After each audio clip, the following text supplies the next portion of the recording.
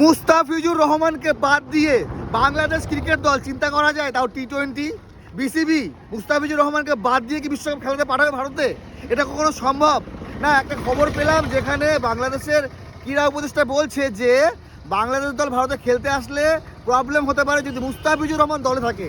তারপরে একটা প্রবলেম কি, বাংলাদেশের দর্শকরা যদি বাংলাদেশের লাল সবুজ জার্সি পরে গ্রাউন্ডে আসে তাহলে ঝামেলা হতে পারে।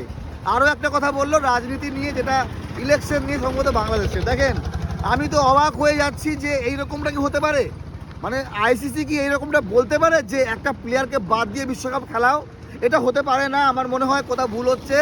আর যদি এটা হয় তাহলে কি করে? আমার মনে হয় বাংলাদেশ তো এমনিও ভারতে আসতে যাচ্ছে না, তারপর যদি বলে শর্ত যে মুস্তাফিজুর রহমান খেলতে পারবে না, বাংলাদেশের দর্শকরা বাংলাদেশের জার্সি পরে ভারতে খেলা দেখতে পারবে না, এই জিনিসটাকে কি আপনারা সমর্থন করেন? মানে এখনও সঠিক খবর আসেনি, তবে হ্যাঁ জাস্ট এক্ষুনি আমি সংবাদ মাধ্যমে সেগুলো দেখলাম, দেখে আমি অবাক। এইরকম ঘটনা ঘটছে যে বাংলাদেশ জার্সি পরে ভারতে খেলা দেখা যাবে না, বা মুস্তাফিজুর রহমানকে বাদ দিয়ে ভারতে আসতে হবে বাংলাদেশ দল, এইরকম পরিস্থিতি চলে এসছে। কমেন্ট করে জানাবেন।